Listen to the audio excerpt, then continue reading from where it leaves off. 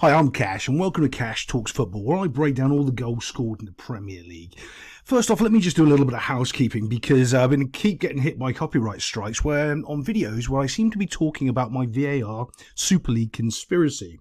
So what that means is normally when I'm running through clips, I can have a little bit of leeway to show you a little bit more footage than normal, but I can't do that right now at the moment, so it's going to be very jerky stop and start on my analysis on the actual video play, just because I have to go through and jump through hoops because I'm in YouTube jail at the moment. Now also, as I'm going to cover the alleged controversial referee decision right at the end. Again, you can listen to all the idiot sport pundits that just genuinely low IQ human beings. And when I point out what the referee did and why he did it, yeah, that's completely obvious. Yeah, that makes total sense. But this is why you don't listen to ex-players and you don't listen to sports journalists, because they're absolute complete morons. You're better off talking to your dog about an opinion of football, and you'll probably get a better answer. Right, so right now we're doing this Man City game, and there's some problems with the Man City defence. You can see what's going on right here. Now, obviously, they've taken the corner. The ball's broken. I normally show you all that and how it gets here, but I have to sort of be very careful until I'm out of YouTube jail. So now we've got Doku and that's how you say his name, I think, and Kyle Walker. Incredibly fast players. Fantastic. But again, we're talking about footballers being low IQ, so let's talk about low IQ footballers. Right. One of the takes from the 1970s is when you're taking a corner, you put your fastest player on the halfway line here to defend against the other side, which is completely utterly moronic. Because if I ask you two players, who would you rather have on the halfway line to defend? Well, you're taking the corner, but you're trying to stop the counter attack. Who would you rather have on the halfway line? Usain Bolt, who's really, really fast, not bad at football, but not great, or James Milner? You're all going to pick James Milner, because you know he's not going to let anyone past him. He might be giving away a foul. He's definitely going to get a yellow card if he's too slow, but he's not beating him. No one's beating him. So having pace on the halfway line is an antiquated, out-of-date, moronic football take. And when you do things like this, Doku, who's not a defender, and you have him on the halfway line because he's pacey, well, if you have someone there that's not a defender, chances are they're not going to defend. I know it's a revelation. You're all shocked, thinking, I thought defenders, they were goal scorers and goal scorers were defenders. No, that's just not true. So when you've got someone as like Doku on the halfway line and he makes simple errors, that's exactly what you expect. So let's move it forward and see if we can see what I'm talking about. As this goes forward, Bosch, there we go, the ball bounces. Look, he completely whiffs the bounce of the ball. Can't really read it because he's running the wrong way. He's not thinking like he normally would. Now he'd be running onto that ball, and he'd be running into the goal, which is a completely different skill set than trying to defend it and have it go this way. He doesn't get it. He's not played that way. But what's Kyle Walker? Because I've actually found a game of football that Kyle Walker has made a mistake in. Yes, it's this one. So let's watch as we move this forward. So he just runs straight past Doku. Like, Blumph, he's not even there. Blumph runs forward because he doesn't know how to defend. Well, because he's not a defender. And everyone will say, yeah, but he's a professional footballer and he should be able to really defend the same as Virgil van Dijk or John Stones in that scenario. Well, he can't. That's just rubbish. It's just not going to happen. You're against really, really good forward in Song. Song's going to beat you. And he does quite easily. And then he exploits the space going in behind. You can see everyone's coming back, doing what they're doing. And City have got enough pace to deal with it. But because he doesn't understand what he's doing. Now, here's the Kyle Walker problem. Now, you see, right, Kyle Walker is worried about this player and not going to the ball. Can you see that little half step, right? Can you see that little half step as he goes? Oh, no, let me get it back a little bit more so I can show you. Right, here we go, as we come in. Watch as he slows down, because he's obviously tracking this player, so he's more worried about this player than the guy with the ball. Here's the problem. There's no one goal side of him anymore. He can just run straight into the goal. This player's irrelevant. So you need to think of it this way. You know this guy here, if you go and pressure him, is going to pass to this guy. You know that is going to happen, but you still have to go and shut the ball down. Why? Because it's the ball. If you stay here with this player, okay, marking this guy over here, you're just letting him run and kick the ball in the goal. You can't do that. You can't just let him run and kick the ball in the goal. You have to go over and stop him, make him make the pass. Hopefully when he makes the pass, the guy makes a bad touch, and maybe your keeper can come out and make a save. But you have to go to the ball. You have to do step one, even though you know he's going to do step two. Right? So let's move this forward. As we go, boom, boom, boom, boom, boom. Watch his little stutter step as he gets close to the 18-yard box. Da, da, da. See that? and he doesn't go to the ball. Now this guy's miles away from him. He doesn't get anywhere near the ball. He's not marking the player or the ball. He's in no man's land. Can he win the tackle? Yeah, probably. It's Kyle Walker. He's a defender. He's good at that stuff. Doesn't. Just watches him. Waits. Look where he is when the ball's going into the net. And yeah, he could have closed that ball down. Yeah, he could have ran and closed it down. Well, there we go. A Kyle Walker mistake. Let's get on to the next goal. Before we show you the actual goal going in, I'm just going to talk about what I talk about God knows how many times every weekend. This way that these coaches insist on playing high on the 18-yard line, right? And again, it causes a goal because you've got all this space here to run into. Everyone attacking or defending has to run this way. Guess what's over here, guys? It's a goal. Wow, we're all going to be running at the goal to kick it in the goal. Defenders and attackers alike. Now, here's the other problem. Oh, my God, I'm booing it up today with my zooming in and out. You can do that if your keeper is good enough to take over and take this space out of the way. But you can't do it on an angle like this, because if the keeper steps forward, he's just going to kick it into the net box. You're lucky he doesn't do it anyway. If this is a really solid left foot up right here, he's putting it in here anyway, because look at the keeper's position. He's terrible, but he doesn't. They float it into the space, they get a nick, and Son scores an own goal. Bit of bad luck, but it's all for their own making. It's all because of this extra space they're running into here, and they're not the only one. Someone's seen it in the Premier League and gone, oh look, they've floated in 5 free kicks and they've only scored 1. Yeah, or none. Let's go for none. And yeah, but they don't do that. So let's just move that and show you the little goal. See, again, it's just a ball floated into that space. And because everyone's running back towards their goal, any touch puts it in the goal. And that's what happens here. Any little touch, donk, hits his shin, on his thigh, bounces off him, and it ends up going into his own goal. Just because of the way that the whole free kick is set up, allowing them to put the ball in the space, and every single player runs on and just puts it in a goal. Their team does it for you. You don't have to. That's how dumb it is. Let's get on to the next goal. Do you remember in that last goal when I said you're morons if you don't take away the space and you give it to them, right? Do you remember when I said that? If you keep giving them the space, what's going to happen is good teams are going to exploit it. Wow. Guess what happens on this goal? They're all up on the 18-yard line trying to do something, squeeze the ball tight, blah, blah, blah. By the way, absolutely fine. I love Postecoglou. I think what he's doing is brilliant. I'm going to come on to a little bit more about that. Actually, I'll do that now. Everyone, again, going down to low IQ sports pundits and journalists, we're talking about Postecoglou in that game against Chelsea when they went down to 9 players and he kept on playing. That's what gave him this result today. People that have coached know. When you know, you know. Why his team believes in him is because they believed him in that game and he didn't change. He's not dropping, panicking, changing his system, because you don't. You go with what you'd right and wrong and you go with it and you keep going and you get it right. And then your players believe in you. When the players start believing in you, then you can start creating something special. That's why the players believed in him in this game, was because of that other game. That he didn't change then and he didn't change now. And that's why he ended up bossing the second half much, much better than the first half. Yeah, but of course most sports pundits won't talk about that because they really don't know.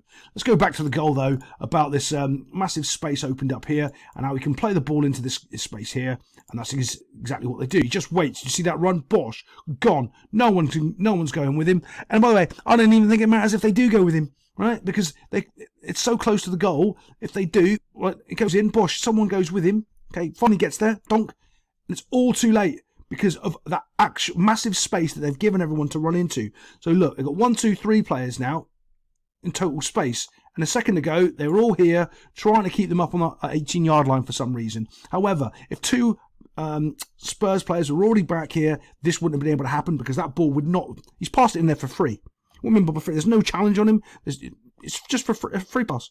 He just puts it in a free pass, boom, it goes. It's that simple. Nice, easy, free pass into there, and then it's just pick your spot, do what you want, turn, put it in the goal, and there we go. Simple. But then they've made that happen themselves by having such a high line there. That high line is all valid in certain parts of the field, but not when you're that close to your own goal, because you open up that space with that simple ball in, and if that was Haaland that received it, he probably would have just turned and smashed it in the goal first time. He wouldn't have had to take a touch and turn and give it to a teammate. But yeah, let's get on to our next goal. So this goal actually shows up one of the problems with Man City is their midfield. Yes, I know they're missing Kevin De Bruyne. I get it. They're missing a couple of players. But it's not only that. It's the way that they're trying to play their system is a little bit hinky. It's a bit strange because they're leaving themselves so exposed when Rodri's just a little bit out of position. And you can see that in this today, right? So as this ball comes in, we're going to do this little first thing. He flicks the ball around the corner, which, by the way, if you do that on my football team, I am going to sub you off. That is terrible. I cannot stand it when people do that. 9 times out of 10, it never works. At one time it works, they run in and score, and they go, see, coach, I told you it was great. No, you lost the ball the other 9 times, and they scored on us 3 times because of it. Yeah, just because it worked once, it doesn't mean you keep doing it. No, it's just terrible. The amount of times you give the ball away, bothers me. Absolutely bothers me. By the way, that's a great flick if you're up here on the halfway line and the ball comes in, you put it in behind for, yeah, great, but not in the midfield, never. And as he's done this, though, you can see how they close down Haaland and they just get the ball away. Bosh. And this is the exposure I'm trying to show you right here. So City almost like playing with 5 up front. It sounds kind of weird. They have Haaland, they have like 2 in behind him and then 2 out wide. And what that exposes them to, we can show you that right here actually. Perfect example. So you got Haaland, you got your 1 out wide, and you got your 2 in here, and then you got your 1 deeper, right? And these 2 are normally a little bit closer up here, and you obviously got 1 down here, right? But what happens is when this basically 5 gets taken out, you're in on goal. Because there's no one stopping the getting you to the defence except for Rodri. And as I said, he's just out of position by a couple of yards. He can't do it. And if he's out of position by a couple of yards, when balls like this happen to City, they're in all sorts of trouble. Do you see Bush? He's done. Boom, everyone's done. Out of the game now. And now just running at the back 4. They just get to run at them because there's no cover. It's very weird what they're doing. Very, very weird. Again, someone in the Premier League has raised their hand telling someone else what to do. If you've watched my channel, you know exactly what's going to happen now. Someone telling someone else what to do means there's going to be a goal. And there is. It's a quite tiny little finish. Put it into the net corner of the net box right there. Yeah, I'm cutting the clips a little bit short just because copyright strike. They keep getting me, boys. They keep getting me. Let's get on to the next goal. This wee man here is in all sorts of trouble. He's turned himself, instead of giving the ball to him and keeping possession, he's turned himself into 3 Man City players. Do you remember me talking about the 5 they've got up front? Can you see sort of the disconnect that they've got? And they put this high press on, 1, 2, 3, 4, 5, and then the other midfield is a little bit here. But can you see the massive gap I'm talking about here? Absolute massive gap. That's kind of how they're playing lately. And if you get past this, well, they've got 6 now because another midfielder's up there with them. You're just straight in on City. That's why they've been conceding so many goals of recent. Their balance isn't correct. That's why they were having John Stones step into this space. Do you know that little weird thing where they were doing with John Stones? That's why they have him coming in, because he's just filling that gap. It's nothing about ball playing or any of this other nonsense. It's so he can keep more players up here pressing you, but also and get rid of this extra space here. That's what John Stones gives them, and that's what they're missing right now. Okay, so let's go back a little bit.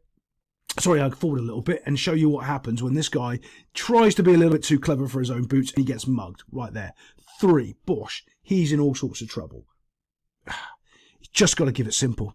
It's one of those things, like, you know when you've done it wrong, and he has to do it wrong a couple of times until he understands, and he doesn't do it wrong ever again. Otherwise, he played all right, to be fair. I don't want to be too mean on the lad because I watched this game and he did play all right. But let's move forward a little bit more. Boom, and off we go. Now, you've got 3, 4, 5 Man City players running at 2 defenders. What do you think is going to happen? And this is kind of why they play with that 1-4 up front system, because they get themselves in these scenarios and you know they're good for it. You know they're going to score goals. And that's what they end up doing here exactly. Bosh, in they come. Little tap in across. You can just see that this guy could have got closer, but he just didn't anticipate. It didn't anticipate. Yeah, and then Grealish just knocks it into the net box. There we go. Let's get on to the last goal and then get on to the controversy right at the end. Okay, this is a similar situation to the Liverpool game. Go watch my review on that and you can see what I'm talking about with their left back. Actually, I had to look up his name. Kostas Tsimikas. It's a decent name, right? But this guy's Aki's facing that way. This is the reason he loses the header. He's facing his own goal.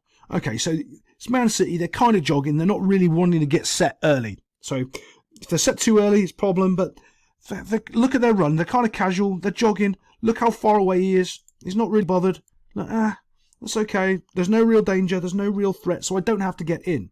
So what do I mean by get in? Right. Look at these two centre-backs right here. Can you see that they're probably 1, 2, maybe 3 yards ahead of him? So he could be up here, okay?